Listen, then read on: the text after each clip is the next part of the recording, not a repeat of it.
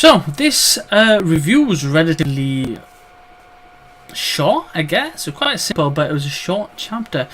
So not a lot really happens. There was two main components to it, but there's a few details that I wanted to really get into. So the first thing is the cover page. Those old dudes in Weatheria were stylish. They were styling, they were profiling, okay? They're looking the part. They're basically saying that if now Mr. Caesar's now, we're going to be stylish. First thing I wanted to get out of the way.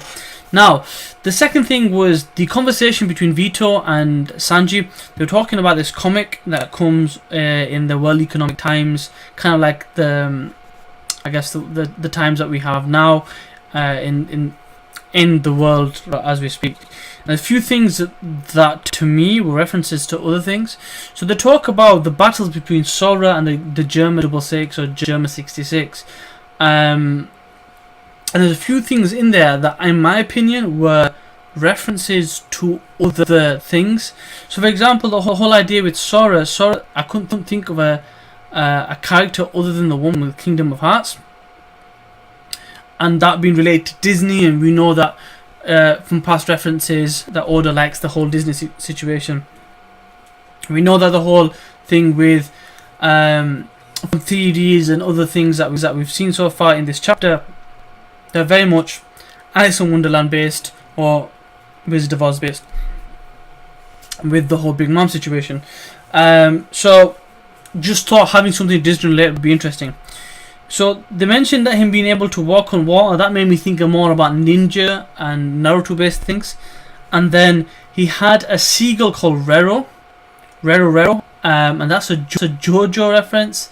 The crazy story that is JoJo. I need to catch up on that, but yeah, that is a JoJo reference. And the idea behind the seagull, him having a seagull, made me think of the Marines and a young Sengoku. So in that discussion they talk about it being media propaganda, which was interesting because Vito is very much on the Germa 66 side and 66 side. Sandy's like, no, that's not me anymore. And he's like, I'm rooting for you. And then we get to see this.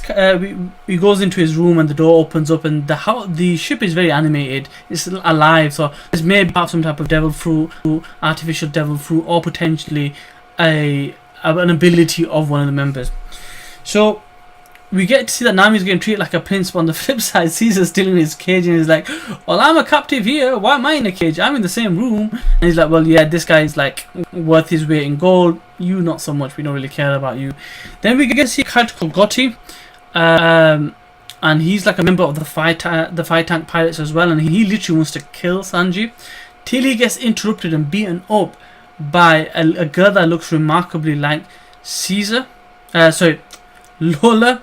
Now what was interesting was she basically says, what do you think you're doing?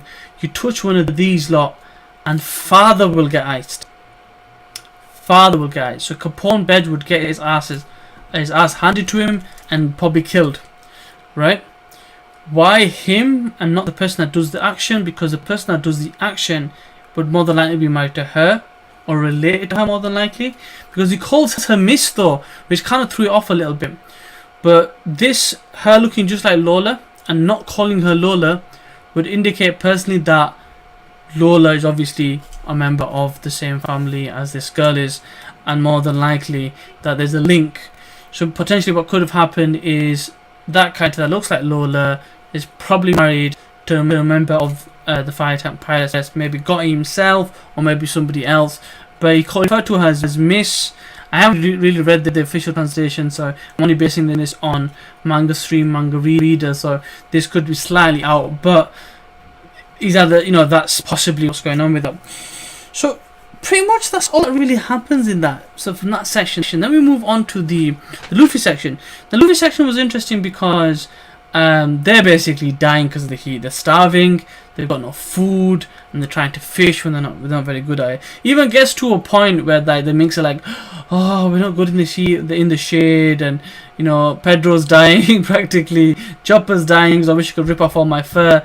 And you got Luffy looking at Chopper as a potential food supply, but then he eventually catches a fish, and Chopper's like, wait, let's go find out about it.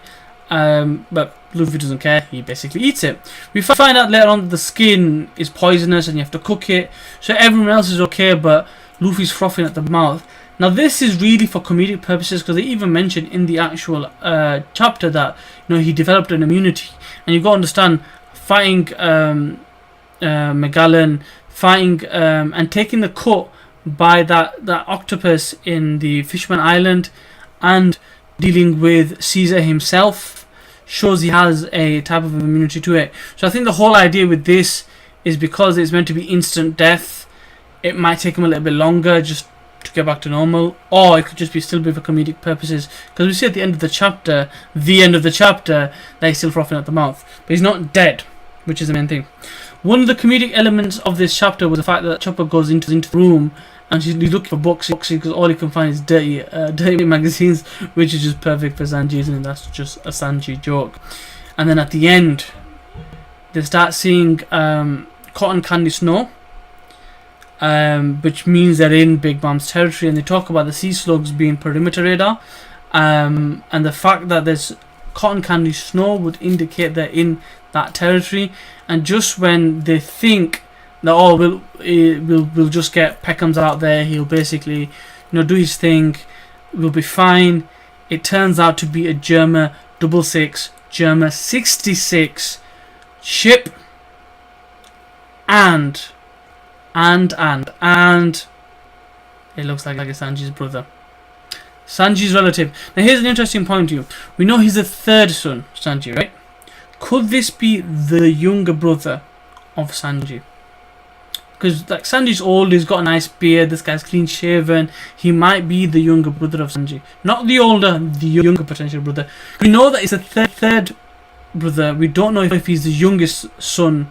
It could be that there's a long line of sons, and he just happens to be the third. We'll have to wait and see in the next chapter. We're off for a week, unfortunately, but an amazing chapter full of revelations. I can't wait to see you next time. Check out my review. Hope you enjoyed this one. Give me a thumbs up. Let me know anything you enjoyed in the comment section below. And subscribe if you haven't subscribed. I'd greatly appreciate that. I'm on 50 subscribers. I'd really love to get to 100 on my goal to get to 1,000 by the end of the year. But until then, take it easy. Have a nice day, evening, night. I'll see you next time. Bye.